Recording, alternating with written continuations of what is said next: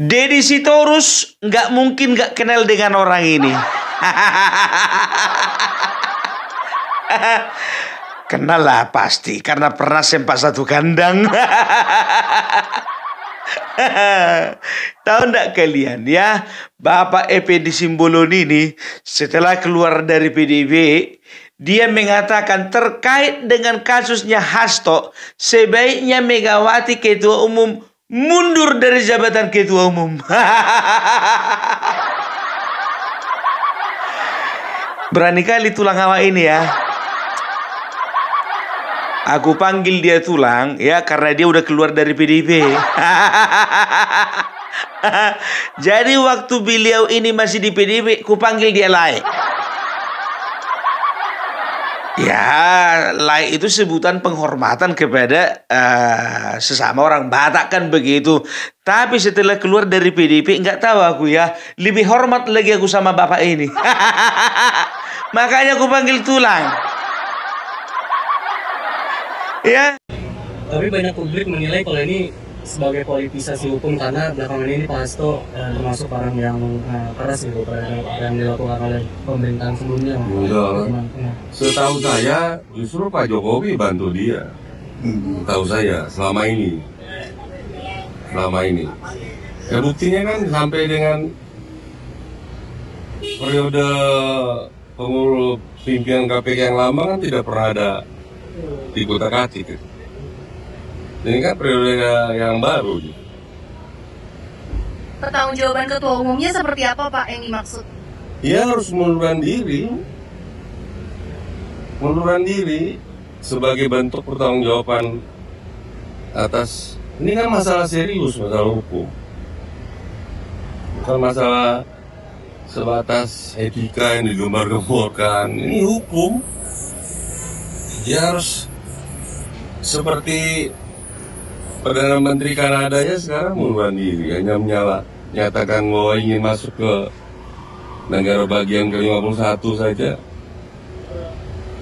Korea, ya harus dimulai lah. Ya nggak ada lah urusannya. Memang siapa Hasto? Nggak ada. Nah, udah bagus tidak langsung ditahan. Saya kira harus proven lah, harus ya once. Saya kan cukup lama juga di partai itu. Sedih lah prihatin. Ya, satu sisi nyaci maki terus Pak Jokowi. Oh ini ya memalukan partai. Mungkin partai kerjanya nyaci maki. Tapi kira ada persoalan hukum, nggak usah dicari-cari lagi pembelaannya. Ya artinya beliau secara politikal justru memberikan perhatian lah. Tidak pernah ada yang seperti yang dituduhkan begitu. Ya. Saya sampaikan juga ke Mas Hasto itu, Mas, setahu saya Pak Jokowi itu yang ikut menjaga Anda loh. Oh enggak, ini ya silakan aja. Tapi ini nggak hanya sebatas seorang Hasto saya kira. Ini harus tanggung jawabnya dari ketua umumnya dong.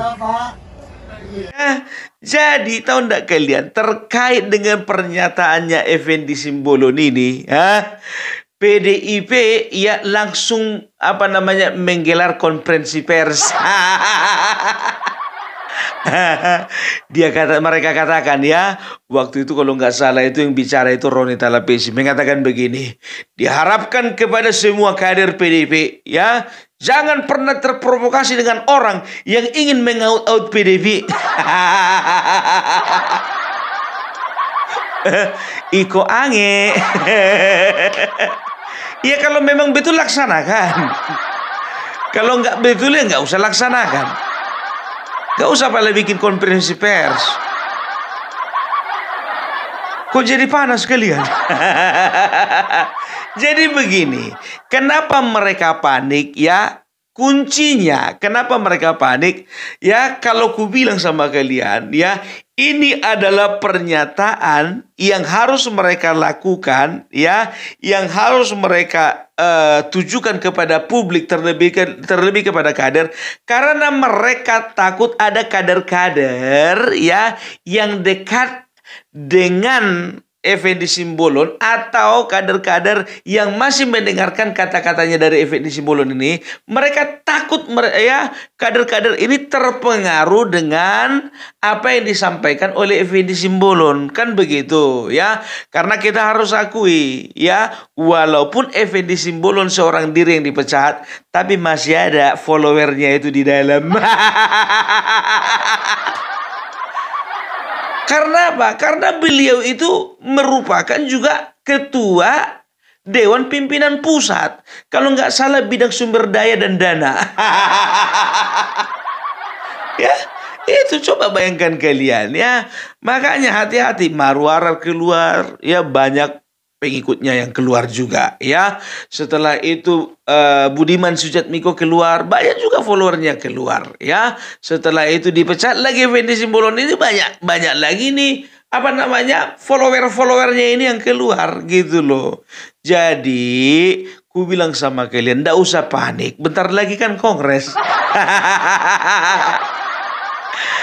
Dan ketahuan ini kayaknya kongres nanti, ya, tetap juga Ibu Megawati lagi. Karena mereka mengatakan kami tetap satu komando.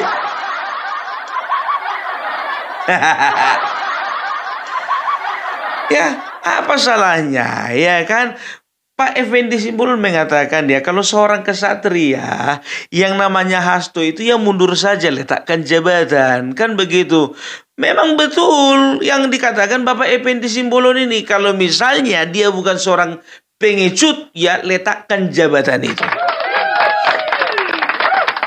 Sudah ditetapkan jadi tersangka. Kalau misalnya contohnya dia memang seorang yang kesatria, ya, dia umumkan ke publik, dia umumkan ke kader per hari ini, supaya saya konsentrasi kepada proses hukum yang sedang saya jalankan.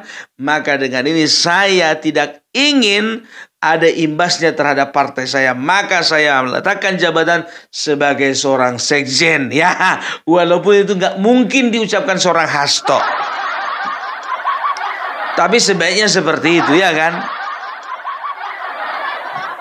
Itu kalau aku. Ini Hasto beda lagi. Dan juga Effendi Simbolon mengatakan apa, ya, Mas, ini dibilangnya sama si Hasto, Mas tahu nggak, Bapak Jokowi itu sebetulnya adalah orang yang selama ini menjaga masalah-masalah hukumnya, Mas. Jadi sebetulnya biar tahu kalian, ya, banyak sebetulnya masalah hukum yang dihadapi oleh si Hasto ini. Cuman karena ada perlindungan dari Bapak Jokowi, ya, makanya kawan ini aman sampai Bapak Jokowi selesai jadi presiden.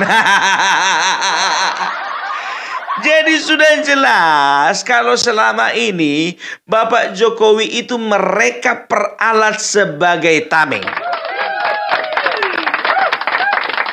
Ya, makanya nggak heran begitu Bapak Jokowi turun, ya, tidak lagi menjadi presiden, diangkatlah ini satu-satu. Ya, karena apa? Kan udah pernah aku bilang sama kalian, Bapak Prabowo fokus utamanya itu salah satunya adalah untuk pemberantasan korupsi. Nah, Joko Widodo punya catatannya. Sama Bapak Joko Widodo itu ada daftarnya. Itu yang pertama. Baru yang kedua, ya, kenapa selama ini, ya, banyak sekali kader-kader PDIP yang dibidik sama KPK. Ya, karena selama Bapak Jokowi memerintah 10 tahun, bayangkan kalian 2 periode 10 tahun. Berapa banyak orang-orang PDIP berarti yang dilindungi oleh Bapak Jokowi, kan? Ini bukan cuma pemikiran Opung Parbelak, ya, tapi ini juga adalah fakta dan dikonfirmasi dengan ucapannya Effendi Simbolon. Sudah terkonfirmasi bahwasanya ya banyak sekali kader-kader PDIP ini yang sudah melakukan pelanggaran hukum tapi dilindungi Bapak Jokowi. Karena apa? Ya mungkin ini ya. Jadi contohnya dari KPK, Pak Jokowi itu Pak kader Bapak yang namanya si Anu itu terbukti Pak setelah melakukan korupsi Pak. Berapa orang? 3 orang Pak. Tahan dulu, tunggu saya berhenti jadi presiden. Dari kejaksaan begitu juga ya. Pak Jokowi ini bagaimana ya Pak? Dari partai Bapak ya ini terdapat ini terindikasi ada 5 orang ini melakukan korupsi. Siapa-siapa aja? Ini. Aduh, ngerepotin aja orang ini. Aku harus jaga perasaannya Ibu Mega lagi. Ya wes Mas, ditahan dulu Mas. Jadi diproses gak ini Pak? Ya nanti proses tetap berlanjut. Tapi nanti penetapannya nanti waktu aku sudah selesai jadi presiden ya. Ini analoginya ya kan ya situasinya sih seperti itu gambarannya ya. Jadi ini udah terkuak ini satu-satu ya. Jadi kenapa makanya jangan Adiana Pitupulu, Deddy Sitorus dan yang lainnya politisi PDIP kalian mengatakan kenapa hanya partai kami yang diburu, kenapa hanya partai kami yang dibidik. Ya wajar karena kalian sudah berkuasa 10 tahun. Kenapa nggak dibidik dari PKB? Ya PKB nggak ada berkuasa. Kenapa nggak dari Perindo? Apalagi Perindo.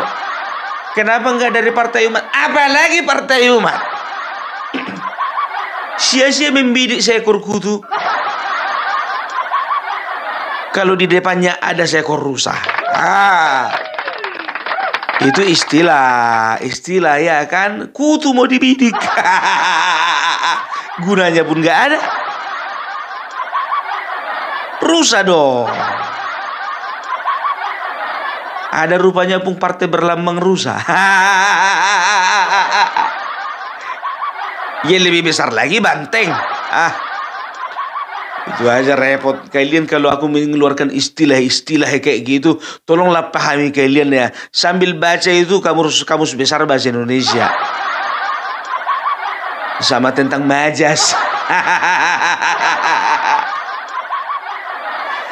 Ya jadi sebetulnya ya untuk kalian yang masih tinggal di PDIP ya ini sebetulnya harus jadi bahan koreksi gitu loh. Jadi bukan jadi alasan untuk panik. Datang pula lagi si Guntur Romli si kutu loncat. Ini sebetulnya biar tahu kalian nasibnya ini aja bagus ini pindah ke PDIP.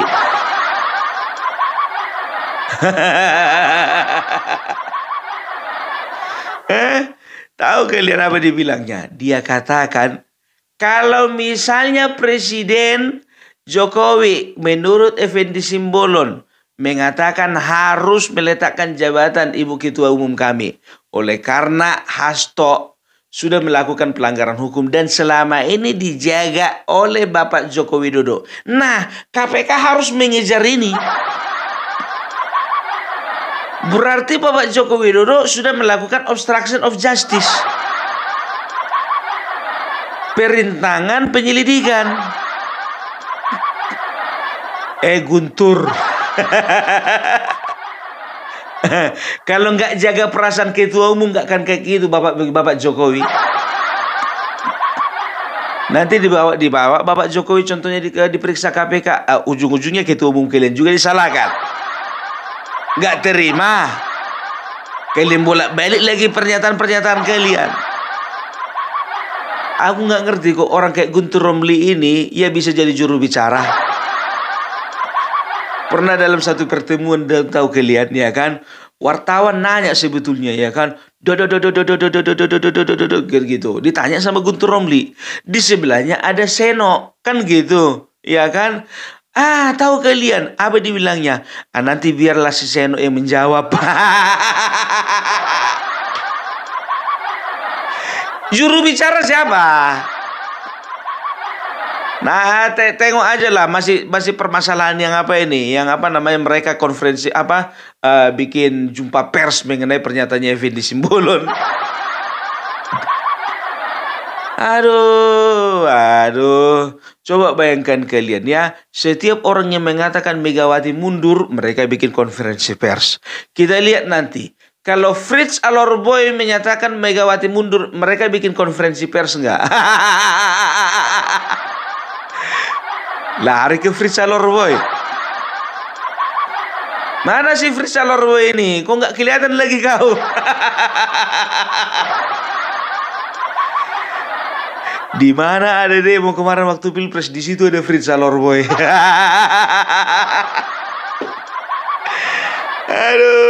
Aduh ya. Jadi itulah ya. Jadi kalau bisa dikatakan sekarang ini PDIP dengan ya bisa dikatakan sedang mengalami masa-masa kepanikan di tingkat paling tinggi. Loh kenapa begitu, Bung? Sebentar lagi Kongres. Kan begitu. Ya, kalau ku bilang si Kongres nanti itu bakalan sama dengan Kongres sebelumnya. Ya kan? Apa itu? Tetap ujung-ujungnya keputusan Megawati. Biasanya yang namanya Kongres, Partai Golkar, Partai PAN, Partai Nasdem, Partai Gerindra, ya, dan juga partai-partai lainnya itu, setiap mereka melakukan Kongres lah, Rakornas lah, Rakernas lah, Munas lah, ya, mereka itu akan ada jejak pendapat, dengar pendapat dari masing-masing DPD provinsi atau masing-masing DPC kabupaten dan kota, kan begitu. Nah, berbicara tentang masalah penentuan ketua umum, di voting lah itu ya, diambillah suara misalnya dari DPD Sumatera Utara, Jakarta, Jawa Timur, Jawa Barat, Banten, semua provinsi dikumpul. Berapa yang paling banyak memilih si A contohnya, nah si A lah jadi ketua umum, kan begitu. Kalau PDIP jangan harap pernah ada kayak gitu. Udah pengalaman kita, udah berapa puluh tahun PDIP berdiri. Ada pernah dibikin kayak gitu?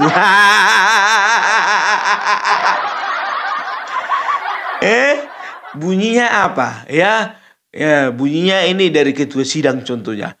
Kami dengan ini menyatakan masih tetap mempercayakan PDIP kepada Ibu Megawati. Oleh karena itu, kami tetap satu komando di bawah Megawati. Padahal itu yang nyuruh Megawati juga. Mirip sama Soeharto kan?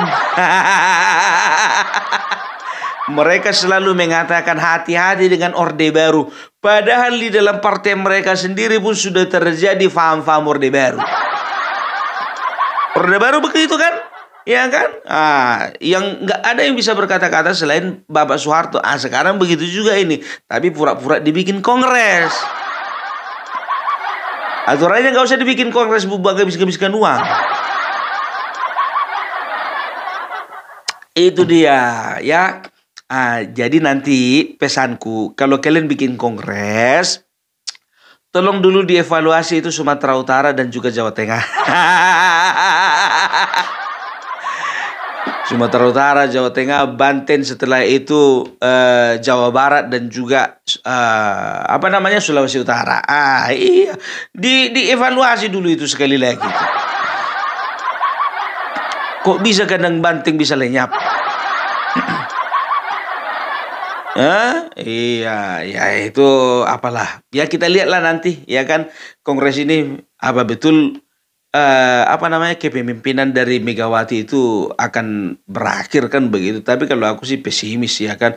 Padahal bukannya bilang apa, ada duanya anaknya, masa nggak mau dia ngasih sama anaknya? Di situ ya peranan, di situ juga Megawati nggak mau dia ngasih. Apa karena beda bapak itu?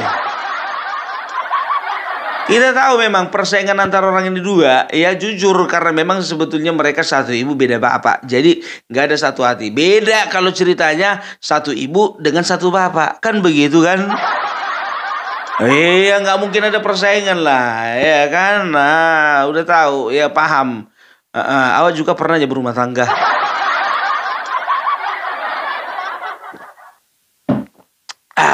ya. Jadi berangkat dari pernyataan dari Bapak Effendi Simbolon, kurasa itu kata-kata itu bukan cuma sekedar harapan itu, tapi itu kata-kata merupakan satu realita yang harus disadari oleh setiap kader PDIP, bahwasanya ya kalau misalnya ada pimpinan mereka tersangkut masalah hukum seperti Hasto, ya itu artinya dia ingin menyampaikan nggak perlu lagi kalian percaya orang seperti ini, itu yang maksudnya. Ya, itu dia. Coba bayangkan kalian, waktu kemarin dia itu memboyong ya banyak dari, kita katakanlah dari suku Batak ya, ada sekitar 7.000 katanya, 7.000 lebih ya dibawa untuk memilih yang namanya Kang Emil ya dan Suswono. Ya kita bisa lihat bahwasanya dia itu masih punya power. Dia itu orang pintar loh, tahu enggak kalian? Beliau itu bisa dikatakan dari 2004 ya sampai 2024 ya dia itu menjadi anggota dewan. 4 kali anggota dewan. Itu dia ya, dan 20 tahun berada di PDIP. Ku bilang sama kalian, yang namanya Effendi Simbolon itu duluan jadi anggota dewan dan juga duluan masuk PDIP daripada Deddy Sitorus, daripada Guntur Romli, daripada Roni Talapesi. Jadi orang-orang yang ku bilang tadi itu, biar tahu kalian, itu masih tahu kulit-kulitnya aja itu masalah PDIP. Makanya dia katakan saya udah cukup lama di partai ini. Masa partai caci maki sih? Ternyata beda, ya kan? Jadi orang-orang senior-senior itu, ya Effendi Simbolon, Ara, Bambang Pacul dan lain sebagainya itu sudah melihat kok makin kesini kok kayak gini sih PDIP, kan begitu kan? Gitu loh, ya makin lama makin ganas. Ganasnya itu ganas yang nggak apa namanya, nggak nentuara. Ganasnya itu nggak tepat sasaran gitulah. Ya jadi itulah dulu dari Opung Parbelak ya. Kita doakan saja supaya bangsa ini semakin hari semakin pulih kan begitu. Terlebih lagi PDIP. Ah, kalian doakanlah itu. Kalau aku tidak mau mendoakan itu. Kalian aja mendoakan itu. Habis waktuku. Oke, salam Parbelak, salam NKRI harga mati.